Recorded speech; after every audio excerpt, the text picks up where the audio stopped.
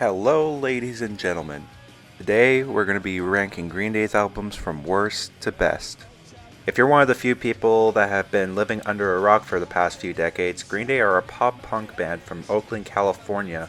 The band consists of vocalist and guitarist Billy Joe Armstrong, bassist Mike Dirnt, and drummer Trey Cool. Green Day formed in the late 80s, blew up huge in the 90s, and people of many generations still praise them to this day and are one of the most influential bands out there. If you're anybody that knows me, you'll know Green Day are my favorite band of all time. If somebody mentioned Green Day in high school, they would definitely be thinking of me. Yeah, I showed that I was a fan. So let's not waste any more time. Here's my least favorite Green Day album, number 13.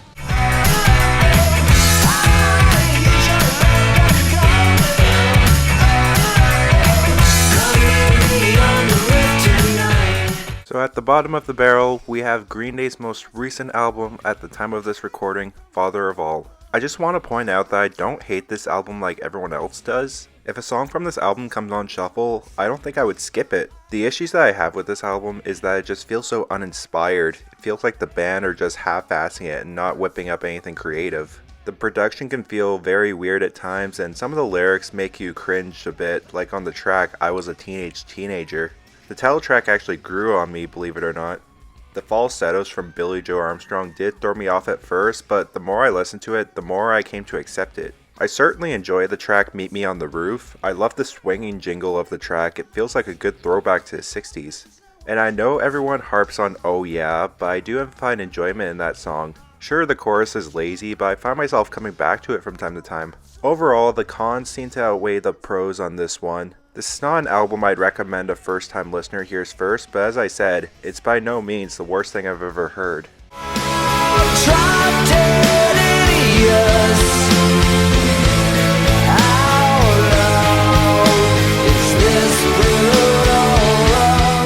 Trey was the concluding chapter in their trilogy that Green Day made, and what do I think of it? It's alright. It's easily my least favorite of the three, as you can see. The guitar tones just don't pack that punch and has no distortion at all. This album is filled with some of Green Day's weakest lyrics as well. I've never been a fan of the song Little Boy Named Train. The chorus in that song does nothing for me and kind of makes me laugh, but not in a good way.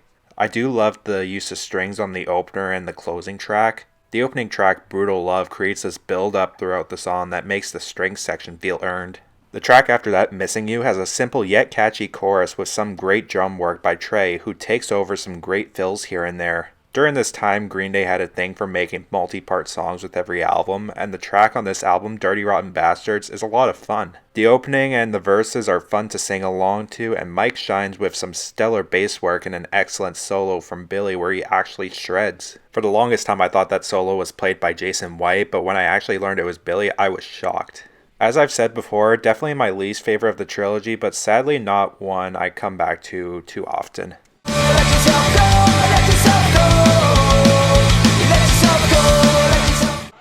I remember like it was yesterday when Uno came out. The day it came out, I came home from school and my mom had bought me a copy of it on CD as a surprise. The lead single, Oh Love, was stuck with me for a while, and to this day it still remains as my least favorite Green Day song. You could definitely tell they were going for a more toned down sound. The guitars in that song just still pack no punch, and the lyrics are just too corny for me. I just get absolutely nothing out of the song anymore. Believe it or not, I still to this day jam out to Kill the DJ. I get that the chorus is extremely repetitive and quite literally sounds like a broken record, but I'm a sucker for a disco beat. Green Day bring back their punk energy with Let Yourself Go and bring in some catchy melodies like with Carpe Diem, or with my favorite track on the album, Nuclear Family. Still not a perfect record by any means, but not one I'm not gonna neglect anytime soon.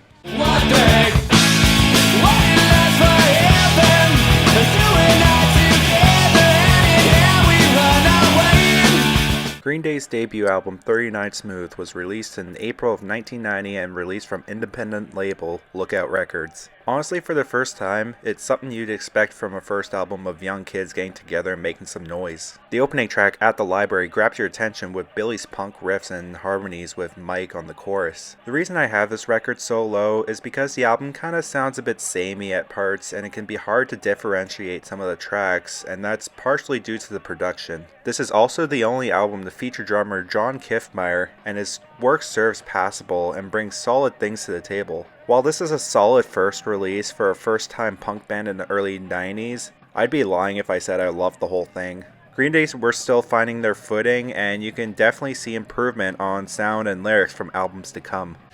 I don't want your sympathy, I don't want your honesty, I just want to get some peace of mind.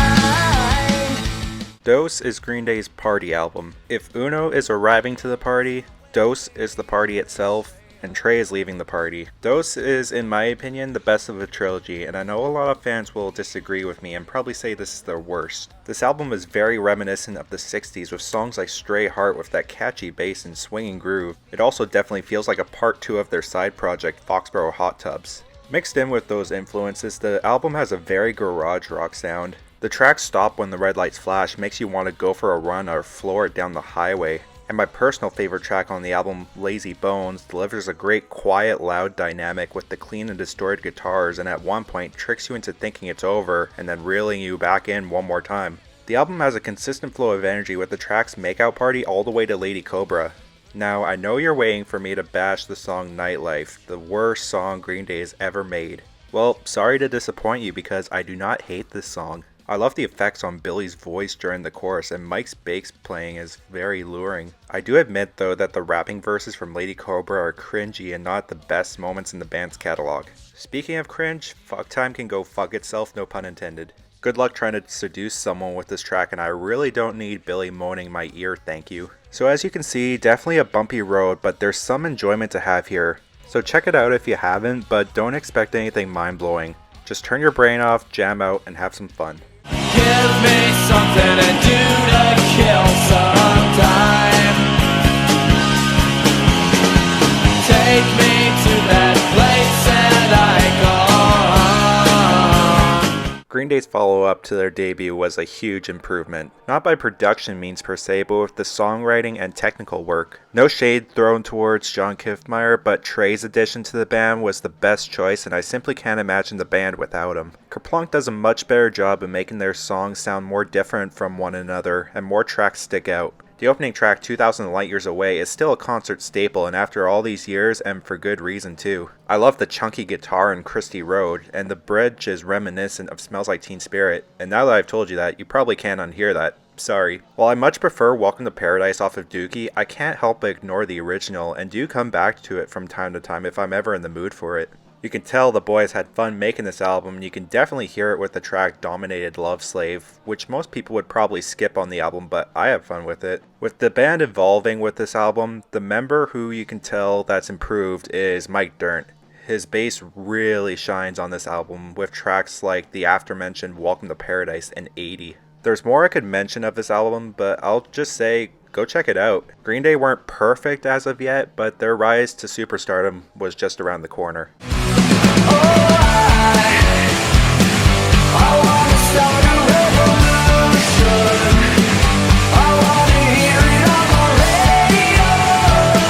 The band's 2016 release, Revolution Radio, was such a breath of fresh air after the poorly received trilogy.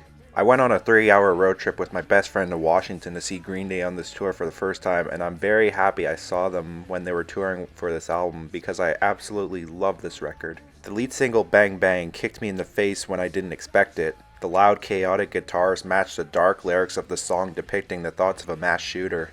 The album has various hints of their last two rock operas, and the fan in me was loving every single second of it. The title track keeps up the energy, and Outlaws and Still Breathing are good breaks to slow down for a bit. Youngblood takes me back to the trilogy a few years back with its simple yet fun chorus. Too Dumb to Die doesn't get enough love that it deserves, and I love the epic track Forever Now. I love the reprise section from the opening track Somewhere Now, with a small change that makes the album feel complete. My only gripe is the final track Ordinary World. I feel like the track is trying hard to make me feel something, but unfortunately fails to do so. Still a great album nonetheless, and I wish fans came back to this album with more love. My mind is set on overdrive.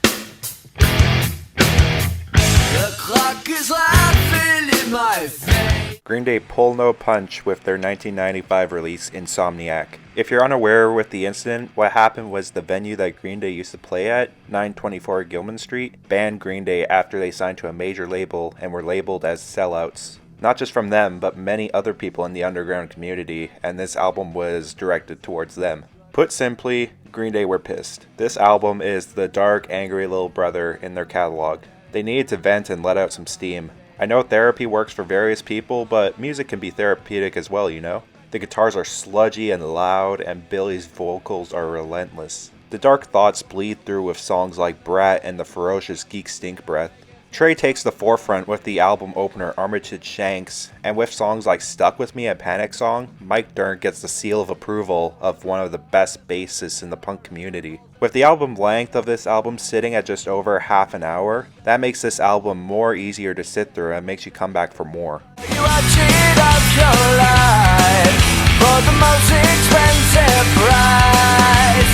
Doing once, doing twice, it's gone. Coming in at number 5, we have Warning. This album didn't sit too well with fans either. This album was where the band showed more maturity. Less electric, more commercial, but that doesn't always have to be a bad thing. The title track has a catchy acoustic guitar, whether you want to say it's ripped off or not. The guitar riff on Castaway has a crunchy riff that sticks out on the album. And I love some of the deep cuts on here that get severely overlooked, like Fashion Victim and Jackass. The track Misery was an absolute game changer for the band, making this Italian mobster sounding song accompanied with strings and a goddamn mandolin. The catchiness of Waiting will be stuck in your head, and Minority will always continue to be a live staple and speak to people and motivate them. For me, the different sounds and style change of this album really helps this album stand out. I've been seeing more and more people come back to this album and actually say it's their favorite Green Day album, so definitely give it a listen. I was only dreaming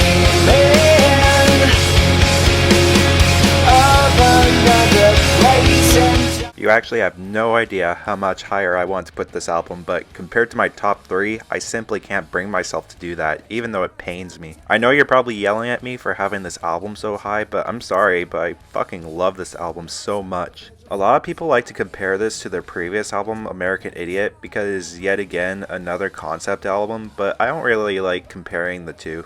I love the dark tone and themes of this album. Many of Green Day's albums have been produced by Rob Cavallo, but this record was actually produced by Butch Vig, who worked on albums such as Nirvana's Nevermind, AFI Sing the Sorrow, and Smashing Pumpkins' Siamese Dream, and I love the work he does here. There's a lot of influences of Queen and The Who that shows up throughout this album.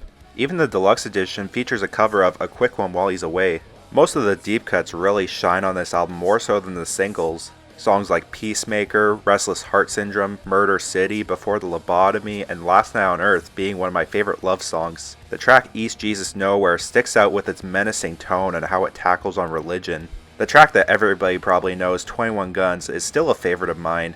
I remember watching the music video of this song on MTV and just being glued to the TV. With an album that's 18 tracks and over an hour long, that might be intimidating to some people, but to me, I enjoy every second of this album and not a single skippable track.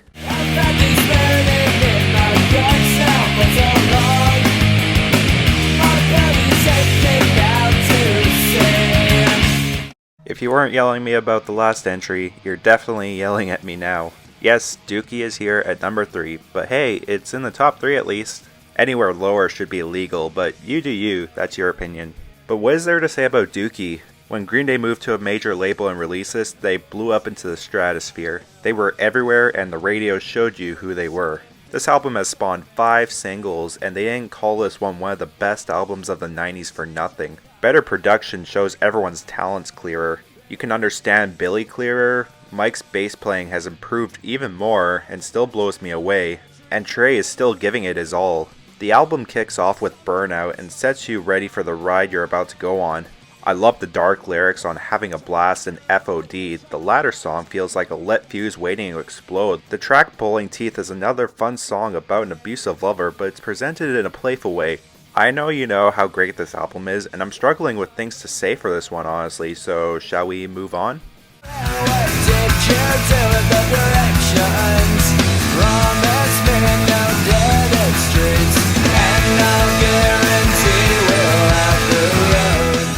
I really want to put this number one so bad, but if you've been paying attention to this ranking and with process of elimination, you'd understand. I completely understand if you say this is your favorite Green Day album. I would almost agree with you. What makes this album so great, though? For me, it's the deep cuts that overshine this album and almost puts the singles to shame. Don't get me wrong, Hitching a Ride is still considered one of my favorite Green Day songs, and even though Good Riddance is extremely overplayed, I still have a soft spot for it. But if you want to talk about underrated deep cuts, look no further than Nimrod. The Grouch has lyrics that you can't help but sing along to. Scattered almost feels hopeful and bittersweet in a sense. Worry Rock is amongst one of my favorite songs by the band. Platypus is another menacing middle finger to Gilman Street. The 1-2 combo of Jinx and Hashinka are true standout and blend together perfectly. Green Day jump into experimental territory with the weird and wacky King for a Day, and to wrap it up with a bow, the album closes with Prosthetic Head. Some people say this should have ended with Good Riddance, but I personally love the placement of the song and it serves as a good closer. I consider this album near flawless and will continue to jam out to it for as long as I live.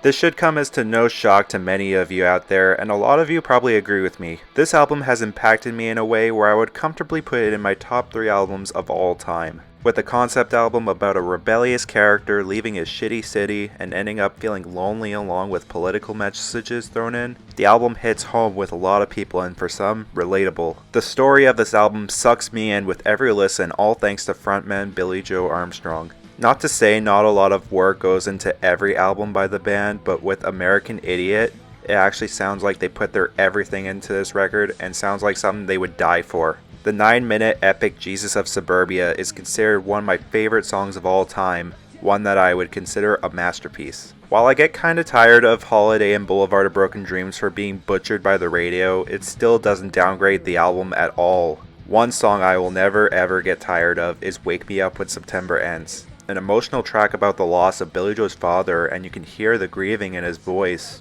and you just feel drained every time you hear it. Seriously, if you don't feel anything to this song, are you even human?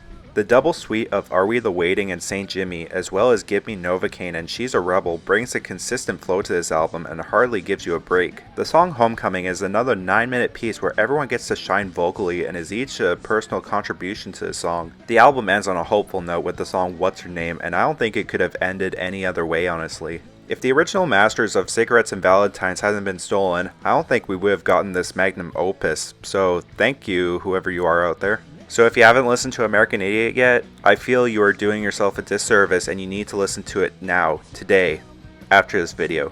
You need this album in your life. Well, that's my ranking for Green Day's albums from worst to best. I really hope you enjoyed. If you did, please leave a like, subscribe, and comment down below your own personal ranking. Take care, everyone.